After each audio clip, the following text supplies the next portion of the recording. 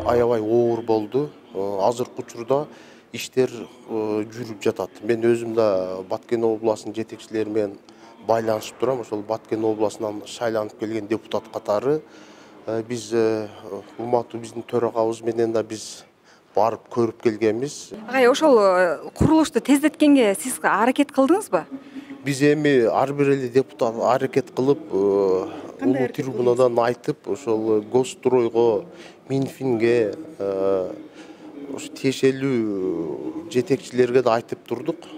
Баткенге барып келдик. Эми жалпысынан биз бардык үйдү көргөнгө мүмкүнчүлүк болбоду. Себеби ар жерде элдер менен жолугушуп, ошол эле жол маселесин, ошол жерде үйлөрдү көрдүк. Чындыгында бүгүнкү күнү биз көргөн үйлөр капитальный курулуш жүрүп атыптыр. Үстүлөрү да плита, кирпич менен фундаменттери жакшы куюлган. Бирок ошол эле учурда бүткөн 37 үй бар деди, бирок биз дагы кирип көрдүк. Жакшы бүткөн үйлөр бар. Анын арасында элдер менен жолугушканда ошо иштеген үйдү куруп иштеп аткан рабочий балдарга акчасын бербей же болбосо куруп аткан курулуштар тынчтык, доор курулуш дегендер мындай жумушту жакшы алып барбай аткан боюнча да элдерден ошол жерден ошол нерселерди айтып турду.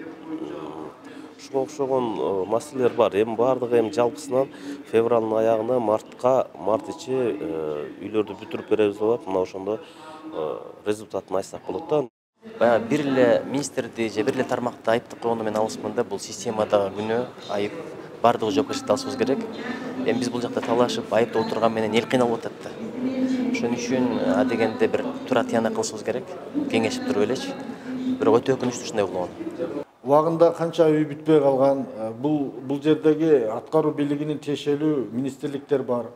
Тиешелүү ошол жерде алган жетекчилик бар, алар жооп бериш керек деп эсептейм. 15 февралда бардык өкмөттүн курамы келет, суроолор берилет.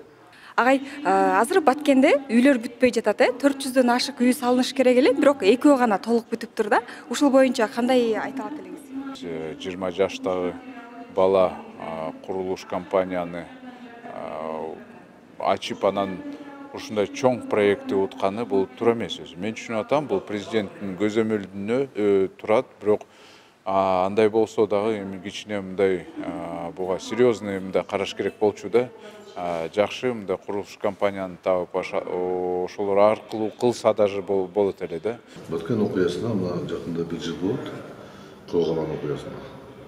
Саналуу үйлөр бүткөн да, бул андай болбош керек. Эсиңизде болсо советтик мезгилде аябай ушундай курч акыбалда мындай шаар тез 1 айда 2 айда бүтүш керек болчу. Күчтүн баарын жумшаш керек болчу. Айрыкча мына өкмөттүн башчысы Жапаров айтпады эле 500 миллион бөлдүк, кетти. Кийин биз комитетте сурасак, карасак ноябрда акча кетиптир. Ноябрда кетсе качан курулат? Мен ойлойм, аны текшерүүчү надзорный органдар бар, текшерет. Тендер туура өткөнбү, туура эмес өткөнбү. Бирок эң башкысы жыйынтык болуш керек, ошо жабыркаган элдерге убагында бериш керек.